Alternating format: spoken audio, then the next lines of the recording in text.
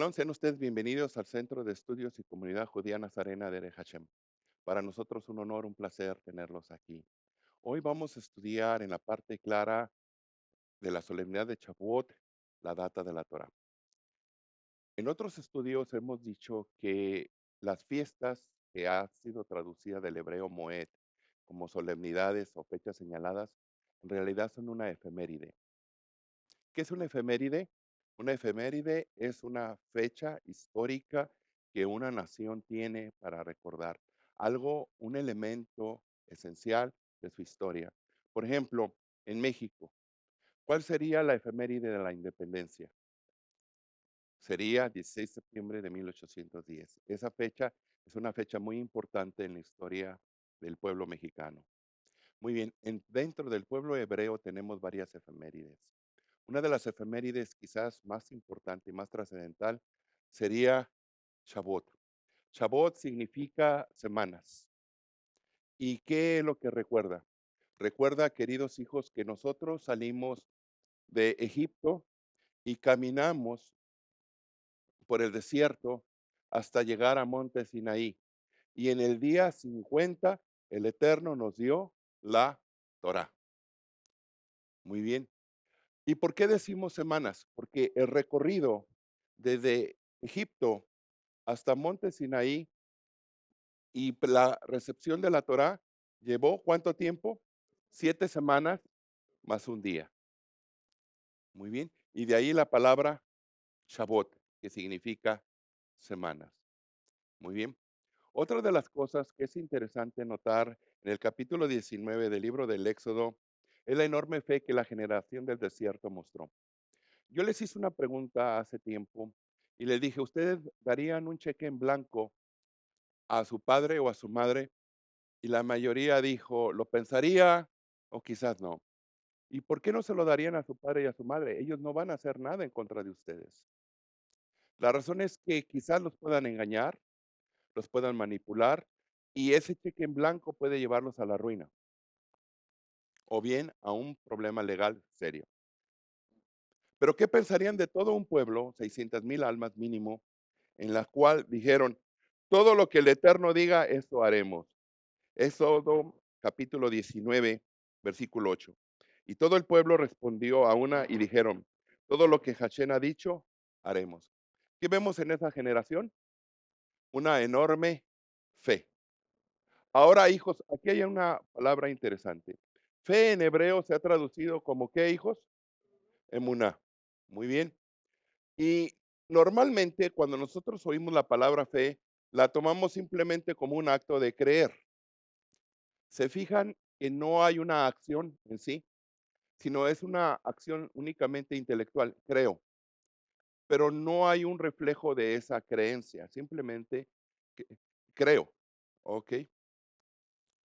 Sin embargo, en el hebreo, fe no nada más es creer, sino lleva el concepto de fidelidad.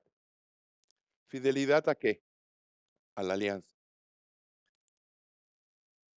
Ahora, el concepto de fidelidad a la alianza de Emuná encierra a su vez otros dos elementos muy importantes. ¿Ok, hijos? Temor y amor. ¿Se acuerdan que Abraham tuvo una prueba muy fuerte? ¿Cuál fue la prueba que tuvo? ¿Fue en base al amor que tenía al Eterno o en base al temor que tenía al Eterno? Al temor. Recuerden las palabras del ángel. Dice, no pongas ni le hagas daño al muchacho, porque ahora sé que temes a Elohim. La prueba que tuvo Abraham fue en base al temor. Ahora ustedes dicen, pero ¿por qué temor? ¿Por qué tenerle miedo al Eterno y a la vez amor? La razón de nuevo de este tipo de ambivalencias, de oposiciones, algo así como niebla y luz, algo como oscuridad y luz, ese tipo de contrastes, ese ejemplo de claroscuro, nos hace pensar en algo sumamente importante. Eh, Se muestra temor y amor ante el Eterno por un solo concepto, por su santidad. Recuerdan que nosotros hemos estudiado el concepto de santidad y hemos dicho que es una palabra muy difícil de definir, ¿se acuerdan ustedes? Y dijimos que santidad muy bien podría ejemplificarse como una margarita, ¿ok, hijos? Que la palabra central sería el núcleo de la flor y esa es santidad, pero tiene multitud de pétalos y esos multitud de pétalos encierran otras virtudes. ¿Se acuerdan que estudiamos el método apofático para poder determinar qué es santidad? ¿Santidad es muerte? No, es vida. ¿Santidad es tristeza? No, es alegría. ¿Santidad es fealdad? No, es belleza. ¿Santidad es injusticia? No, es justicia. ¿Santidad es crueldad? No, es misericordia. Entonces nos estamos dando cuenta que la palabra santidad está rodeada de gran multitud de virtudes. Por eso es tan difícil definirla. Sin embargo, en el judaísmo hemos podido entender que la santidad debe de definirse en base a dos conceptos. Uno es con respecto al eterno mismo y otro con respecto al hombre. Con respecto al hombre, ¿cuál es la santidad? Acercarse al eterno. ¿Se acuerdan lo que dice el Salmo? El que habita al abrigo de Elohim morará bajo la sombra del Omnipotente. También determinamos que la palabra sombra no significa oscuridad, ni ignorancia, ni error. Sombra significa cercanía. O sea, cuando nosotros estamos bajo la sombra del Omnipotente, el Eterno está aquí, Él proyecta su sombra, y nosotros estamos bajo su sombra, es porque estamos, ¿qué? Cerca, estamos cerca. Otra de las cosas, por ejemplo, en el Shabbat, en el inicio del Shabbat y al final del Shabbat, ¿qué hace el padre con su talit? Se pone el talit, llama a sus hijos y a su esposa y los cubre. O sea que están bajo la sombra. ¿Se fijan? Una cercanía, un ejad, una unidad. Muy bien. Ahora, estamos tratando de entender el concepto de emuná y por qué Israel contesta, todo lo que el Eterno dijo, eso haremos. Muy bien. Cuando hablamos de santidad con respecto al Eterno, vemos tres características. Belleza. ¿Recuerdan las palabras, la belleza de su santidad en los Salmos? Muy bien. Otro concepto que vemos es majestad. Y también se puede traducir como gloria, ¿verdad? Y por último, hijos, ¿verdad? Poder, potencia. Ahora, majestad, poder o potencia causan temor, causan miedo y lo vemos. Muy bien. Fíjense lo que dijo el pueblo de Israel cuando vio la majestad, la belleza y la potencia del Eterno. Se los voy a describir lo que dice la ley oral. Encontré en el Targum de Rabino Jonatán las siguientes palabras. Miren, cuando salió la primera palabra de la boca del Eterno, cuyo nombre es bendito, fue como trompetas, como tormentas, como relámpagos y llamas de fuego, con una luz ardiente a su mano derecha y a su izquierda. Se abrió su camino a través del aire de los cielos y manifestó al campamento de Israel. Y regresó y fue grabada en las tablas del pacto que fueron firmadas y dadas por manos de Moshe Rabenu.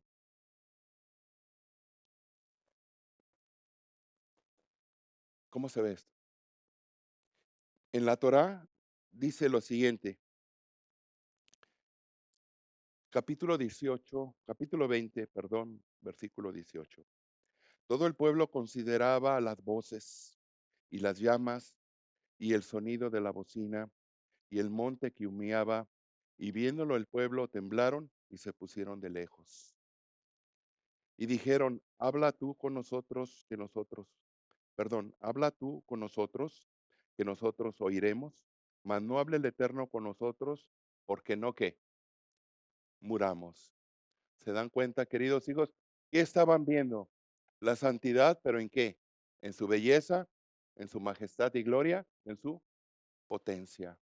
De ahí que emuná lleve como esencia también el elemento de qué? De temor, de temor. Pero aquí viene una pregunta para ustedes. ¿Cuál es el credo principal del judaísmo? El Shema. Shema Israel, Adonai Eloheinu, Adonai Echad. Llamarás a Adonai tu Eloa con todo tu corazón, con toda tu alma y todo tu poder. ¿Por qué no está ahí el temor? Si estamos viendo que un elemento esencial es el temor. ¿Por qué en el Shema no está incluido el temor? ¿No debería estar? Muy bien, está implícito. ¿De qué manera estaría implícito?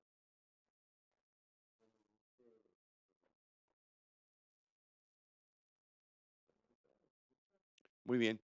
Bueno, la ley oral aquí viene en nuestra ayuda. Muy bien. La palabra amor también engloba temor. Temor a defraudar, temor a fallar, temor a avergonzar, temor a causar un mal. Hijos, les voy a poner un ejemplo. Una madre maneja a su hijo con temor, a su bebé. Sí, ¿por qué?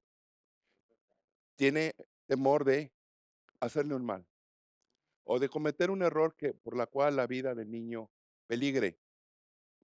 Muy bien, pero lo ama. ¿Por qué teme? Por el mismo amor que le tiene. Entonces, en base a esto, hijos, la palabra amor lleva como implícito la idea de temor. Muy bien, ahora nos vamos a concentrar en lo siguiente. Hemos querido determinar, hijos, que en la aceptación de la Torá por el noble pueblo de Israel fue un acto de enorme fe. Ahora, aquí viene una enorme contradicción, un gran error que se ha enseñado. Ustedes van a ver que en la teología tradicional, ley y gracia se ponen como cosas opuestas. Y esto se debe a mala interpretación de las cartas paulinas. Hablando sinceramente, el cristianismo no toma a Cristo, voy a utilizar el lenguaje tradicional, como referencia, sino toma a Pablo. O sea, más que cristianismo debería decirse paulismo. Y porque una vez, hijos, recuerdo el caso de que se iba a hablar sobre la Torá y la gracia, era el tema con un pastor. Y se le puso como condición, dice, bueno, vamos a hablar de la Torá y la gracia, pero no vamos a tocar las cartas de Pablo. Inmediatamente el pastor se molestó tanto y dice, no, es que yo soy paulino. Entonces ya no era cristiano, ahora era paulino. Lo digo con respeto, no me estoy burlando ni nada. Pero quiero decirles, hijos, que lamentablemente las cartas paulinas han sido sumamente dañadas. Donde existe mayor corrupción textual fue precisamente en las cartas paulinas. ¿Por qué? Porque como fue dado una auditoría gentil, la mayoría de los gentiles no tenían el respeto que existía en Israel hacia las cartas de los grandes maestros, sino que ¿qué se hacía? Se cambiaba a lo que mejor conviniera o a lo que yo entendiera o a mis intereses y le añadía o le quitaba cosas que a mí me apetecieran. Salvación, la paciencia de nuestro Eloa, que también nuestro amado hermano Pablo, según la sabiduría que le ha sido dada, os ha escrito también. Observen este pasaje. Casi en todas sus cartas, hablando de ellas, de estas cosas, entre las cuales hay algunas difíciles de entender, las cuales los ignorantes e inconstantes tuercen, como también las otras escrituras, para perdición de sí mismos.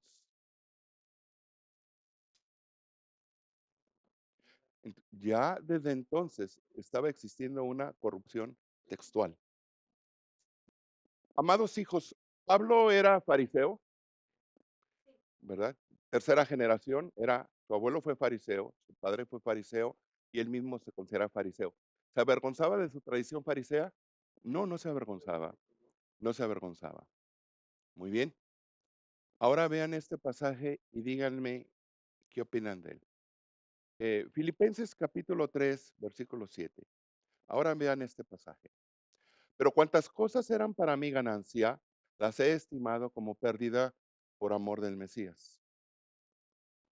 Y ciertamente aún estimo todas las cosas como pérdida por la excelencia del conocimiento de Yahshua HaMashiach, mi Señor, por amor del cual lo he perdido todo y todo lo tengo como mierda para ganar al Mesías. Así dice en el griego. ¿Creen que un rabino, orgulloso de su ascendencia hebrea, hablando cosas sagradas, iba a utilizar esta palabra? ¿Creen ustedes? He de decirles que inclusive los traductores cuando ven esa palabra en el griego lo tratan de suavizar porque se dan cuenta la brutalidad, la vulgaridad que está ahí y le dicen lo tengo por basura. Pero ustedes creen que Pablo iba a referirse a su educación hebrea como basura. Por eso, hijos, que toda esta tergiversación en los escritos de Pablo llegó precisamente a la teología tradicional a poner como una dicotomía o como en oposición la ley y la gracia. Si ustedes llegan a una iglesia y dicen, hermanos, vamos a hablar de la ley y la gracia, inmediatamente la congregación se eriza. Muy bien. ¿Por qué? Porque en ellos, en su mentalidad, ley es una cosa y gracia es otra. Si estás bajo la gracia, tú no puedes estar bajo la ley. Y si estás bajo la ley, no puedes estar bajo la gracia. Les voy a leer otro pasaje y estas palabras fueron dichas por nuestro Santo Maestro y dice lo siguiente.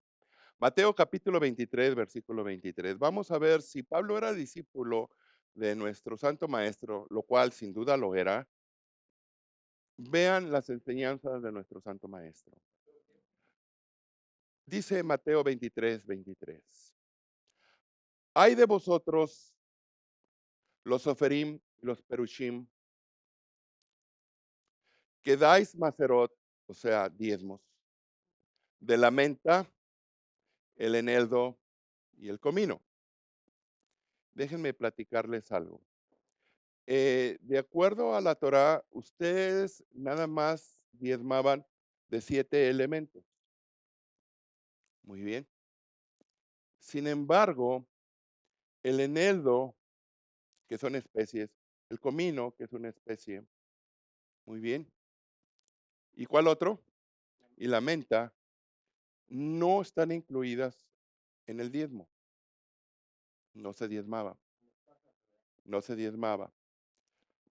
Sin embargo, la halajá había enseñado que el comerciante que vendía esto, él diezmaba. Y por lo tanto, usted ya no necesitaba diezmar de esto, porque el comerciante ya lo había diezmado. Sin embargo, existía siempre una duda. Bueno, ¿tú viste al comerciante diezmar? ¿Estás seguro que diezmó? ¿Estás completamente seguro que esta persona es honesta? ¿O hay una sombra de duda? Y usted dice, pues sí, puede ser. Entonces, ¿qué hacía el fariseo y el escriba? Por amor al Eterno, ¿verdad? Diezmaba también de esto. Aunque no estaba incluido en la Torah, diezmaba. Yeshua no está en contra de ese diezmo. Fíjense las palabras. La voy a decir ahora en castellano. Hay de vosotros, escribas y fariseos hipócritas, porque diezmáis la menta, el eneldo y el comino, y dejáis lo más importante de la Torah, la justicia, la misericordia y la fe. Y esto era necesario hacer sin dejar de hacer aquello. O sea, ¿Yeshua se opuso a que diezmaran de aquí? No. O sea, este es necesario hacerlo. Háganlo, está bien. Pero no olviden algo de la Torah. Aquí viene lo que decía Yeshua. Para Yeshua dice que la Torah está compuesta de 3 columnas. ¿Cuáles son, hijos? Se las voy a leer, ¿eh?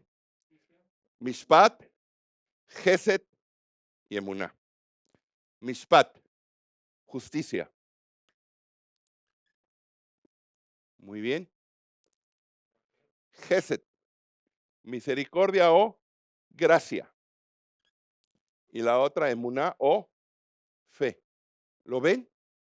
O sea, que es mentira que la gracia sea opuesta a la ley. De acuerdo a Yeshua, La Torá lleva como elemento esencial de su naturaleza la justicia, la gracia y la fe. ¿Cómo puede llegar la teología tradicional y decirnos que la gracia es contraria a la ley? Porque de acuerdo a nuestro santo maestro, la gracia es parte de la ley misma.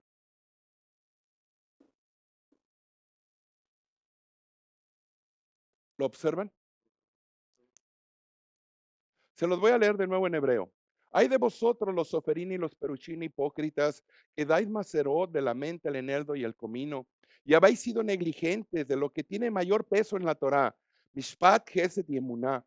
Estos misbot eran necesarios establecer como prioridad sin dejar de cumplir los otros. Eso dijo nuestro santo maestro.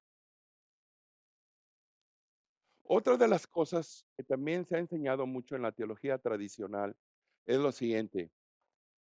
Yeshua vino a abrogar la ley de Moisés. Muy bien. Pero vamos a ver lo que decía Moshe de ese gran profeta que iba a venir. Deuteronomio capítulo 18. Profeta en medio de ti, de entre tus hermanos, como quién, como yo, te levantará Yahweh, tu Eloa, y a él oiréis. Profeta, como quién, como yo. Ahora, aquí llega un problema. La razón de que la teología tradicional no entiende verdaderamente a Yeshua, a Jesús, como ellos le llaman, es porque no entiende a Moisés. Porque dice claramente Moshe Rabenu que profeta como quién, como yo, a él oiréis. Y si no se entiende a Moisés, ¿se va a entender a Yeshua? No. Ahora, supuestamente, y esto se llama la teología de la suplantación o del sustituto, donde el Eterno rechaza a Israel y ahora elige a un nuevo pueblo, la iglesia. Un pueblo más noble, más puro, más inocente. Muy bien. Pero vamos a ver si esto aplica. Dijimos que Yeshua es como Moisés, ¿verdad? A Moisés una vez se le ofreció un nuevo pueblo. ¿Se acuerdan? Cuando se cometió el pecado del becerro de oro, dice el Eterno, déjame destruirlos y de ti voy a sacar otras 12 tribus mejor que estos. ¿Y qué dijo Moisés? Sea hecha tu voluntad, Padre. ¿Dijo eso? No, que dijo, bórrame a mí, pero deja a ellos. He aquí un problema de la teología tradicional. Sí, se está enseñando que Yeshua aceptó sustituir al pueblo de Israel por las naciones gentiles, lo que hoy llamamos el fenómeno histórico iglesia, no encaja entonces como Moisés, porque a Moisés cuando le fue ofrecido otro pueblo, él pidió ser sacrificado, pero que el pueblo viviera. ¿Cómo Yeshua pudiera haberlo aceptado si él era como Moisés? Él incluso dijo, yo he sido enviado por las ovejas perdidas de la iglesia. Así dijo. ¿Qué dijo? Yo he sido enviado por las ovejas perdidas de la casa de Israel. Eso dijo él. Ahora, hijos, vamos a suponer que el Eterno rechazó a Israel y tomó a la iglesia como su pueblo. La iglesia no ha pecado, la iglesia ha sido mejor que Israel. Las cruzadas, los pogroms, la Inquisición. Entonces, ¿qué garantía tiene la iglesia de que el Eterno a su vez no la rechace? Si supuestamente el Eterno rechaza a Israel por sus pecados, ¿qué garantía tiene la iglesia que a su vez no sea rechazada?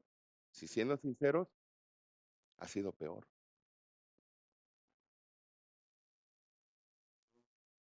Muy bien. Vamos a ver otro elemento importante en esto. Otra de las cosas que se dicen lo siguiente. ¿Se acuerdan aquellas palabras de Yeshua? Yo no he venido a abrogar, sino he venido a cumplir. Muy bien. Aquí hay algo sumamente interesante. Las palabras que utiliza Yeshua, no he venido a abrogar, sino a cumplir. utiliza un término que significa desbrojar. Desbrojar. ¿Qué es desbrojar? Desbrojar es cuando ustedes tienen un huerto, un jardín y empieza a nacer mala hierba. ¿Qué hacen ustedes con la mala hierba? Van y con su mano arrancan la mala hierba de raíz. Muy bien, ese es el término que utiliza. Y dice, no he venido a abrogar, en realidad dijo desbrojar, sino he venido a cumplir. Pero también lo que se ha interpretado como cumplir es un término de medicina, de la medicina de la época. Cuando una persona tenía una luxación, que un hueso se dislocaba, era necesario llevar o mandar, pedir o buscar a una persona con la experiencia necesaria que pudiera manipular la articulación para poner los huesos en su lugar. Y una vez que se ponen los huesos en su lugar, el miembro vuelve a tener movimiento y sana. Entonces Yeshua dijo, no he venido a arrancar la Torah de raíz, sino he venido a poner las cosas en su lugar para que tenga acción, tenga movimiento. Ahora, aquí la teología tradicional tiene una salida y esa salida es una salida supuestamente elegante, pero en realidad es una salida absurda. Dice, Yeshua vino a cumplir la Torah para que una vez cumplida nosotros no la tengamos que cumplir. El problema es el siguiente, no hay texto que diga eso. Ahora, el hecho de cumplir no significa abrogar, porque una parte destruye a la otra. Dice, yo no he venido a abrogar, sino he venido a cumplir. Y la teología tradicional dice, sí, es que él cumplió para que él cumpliera toda la Torá y después pudiera abrogar y nosotros ya no necesitamos la ley, porque estamos bajo el Espíritu. El problema de esto es que una parte destruye a la otra. Dejen ponerles un ejemplo.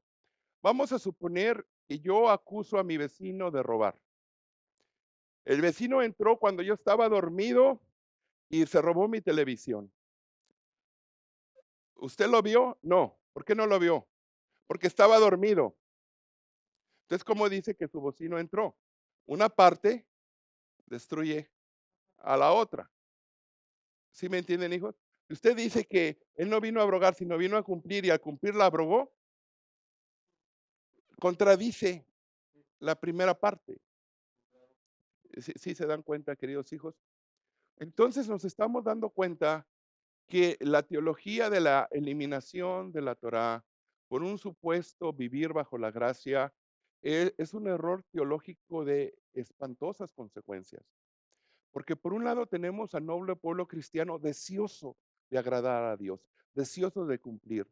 Y tenemos a nuestros hermanos nobles, buenos, los buenos pastores que dicen, hijos, hagan el bien, hijos, cumplan los mandamientos, hijos, hagan la palabra del Eterno, hagan lo que Dios dice. ¿Son consejos buenos? Claro que sí. Pero después la congregación dice, ¿cuáles? Si todo quedó abrogado.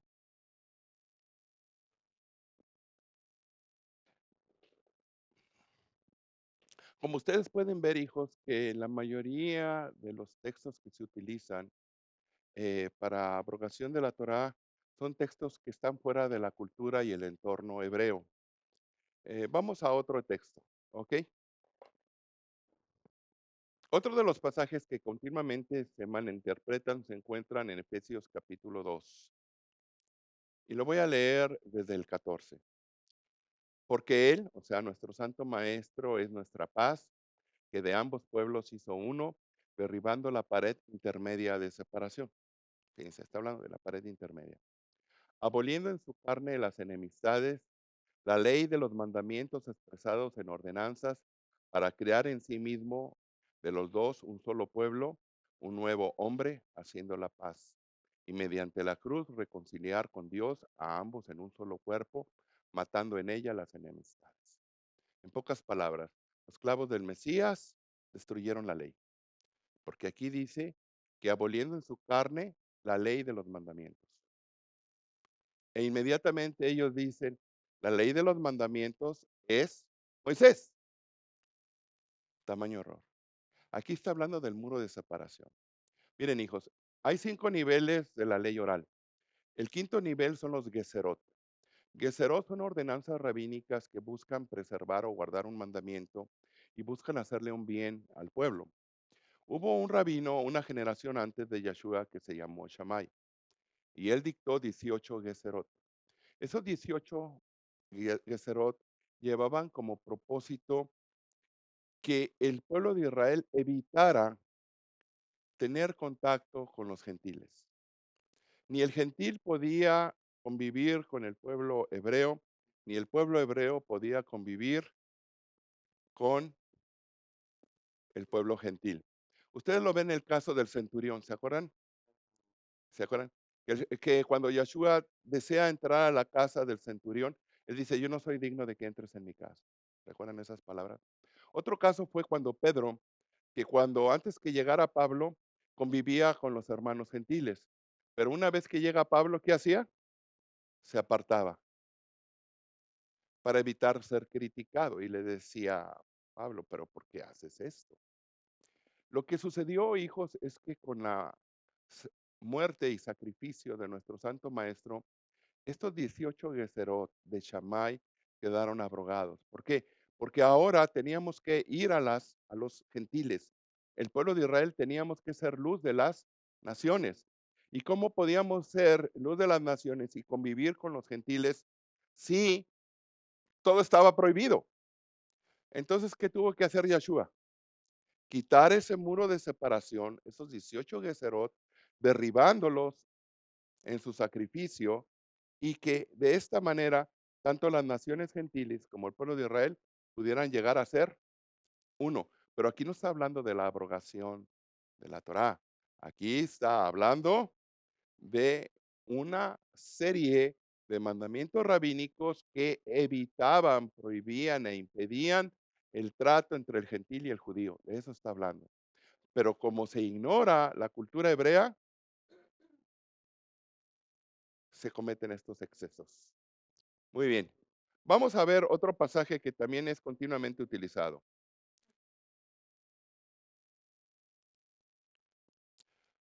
De manera que la ley ha sido nuestro ayo para llevarnos al Mesías, a fin de que se fuésemos justificados por la fe. Pero venida la fe, ya no estamos bajo ayo, pues ahora sois hijos de Elohim por la fe en Yahshua HaMashiach. ¿Ven? Ahí está muy claro. La ley nada más funciona para llevarnos a Cristo, pero una vez que estamos con Cristo, ya no ocupamos la ley. Clarísimo, ¿no? Pues no, no es así de claro. ¿Por qué? Déjenme explicarles algo. En la antigüedad, sobre todo la clase media, pudiente y la gente rica, contrataba o tenía un esclavo que era educado y funcionaba como una especie de maestro, una especie de cuidador, que llevaba a los niños a la escuela y les ayudaba en las tareas. En caso de que no hubiera una escuela cercana, ese esclavo les daba la enseñanza a los niños. Escritura, gramática, oratoria, literatura, poesía, matemáticas, etcétera. Todo eso se lo daba a él. Muy bien. Ahora, aquí el problema es lo siguiente, hijos. Y esta es una cosa que el judaísmo actual tiene. ¿Quién es el ayo aquí? ¿Quién es el cuidador? Muy bien. ¿Quién es el pedagogo? ¿Quién es el instructor? Hijos, no es Moisés, es Noé, es Noé. El judaísmo del segundo templo había postulado lo siguiente y que todavía se enseña hoy. A un gentil no le vas a meter los mandamientos de Moshe de golpe y porrazo, porque es mucho peso, le va a ser difícil. Tienes que hacerlo de una forma gradual. Muy bien. Entonces se postulan lo que se llaman las leyes noédicas. Las leyes noédicas básicamente es no idolatría, no blasfemia, no inmoralidad sexual,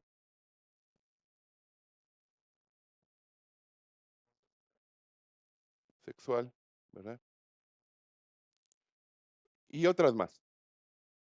Muy bien, muy bien. Funciona esto como un ayo, como un cuidador. ¿Para llevarnos a dónde? A Moshe, porque recuerden que Yeshua es como Moshe. Muy bien.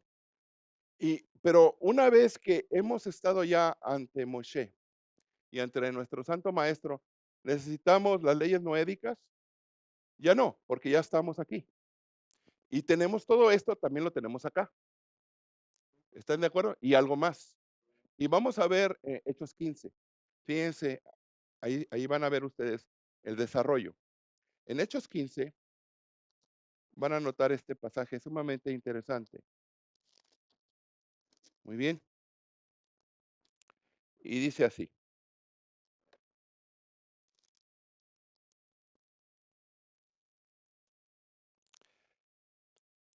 15:24. Están hablando aquí un problema que tenía el movimiento nazareno. Es un buen problema.